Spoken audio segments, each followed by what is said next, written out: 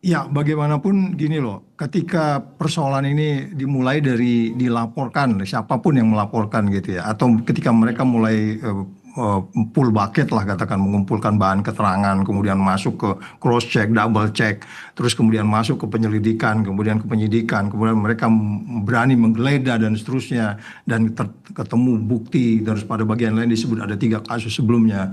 Ini kan meyakinkan kita betapa luas dan dalamnya kasus ini. Ketika Anda bicara luas dan dalamnya kasus ini, Anda harus bicara kecepatan.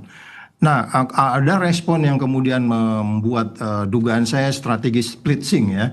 Jadi dari satu perkara, dari satu berkas yang diberikan oleh kemudian Korpas Tipikor, kemudian di Kejaksaan, kemudian dibagi menjadi 3 sprindik yang mereka sebut. Saya menduga itu, saya menyebutnya itu strategi splitting. Hmm. Dan saya pengalaman juga dengan beberapa 9 orang ini di DKPK, memang mereka strategi-strategi splitting itu menjadi lebih ringan untuk mendalaminya. Pada titik ini kita percaya 9 orang ini firm untuk menyelesaikan ini.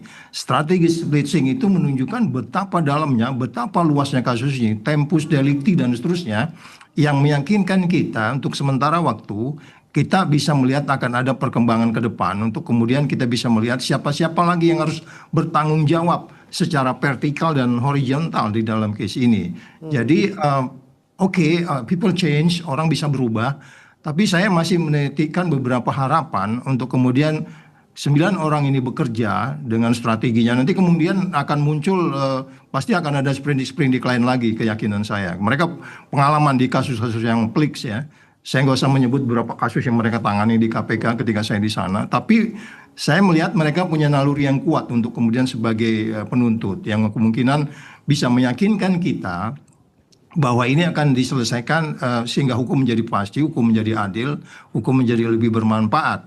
Akan tetapi sekali lagi karena saya mengatakan orang bisa berubah dari waktu ke waktu, yang paling aman adalah bagaimana KPK terus mensupervisi ini sehingga kemudian dalam hal ada terjadi hal-hal yang meragukan Hmm. sehingga mereka dapat sesuai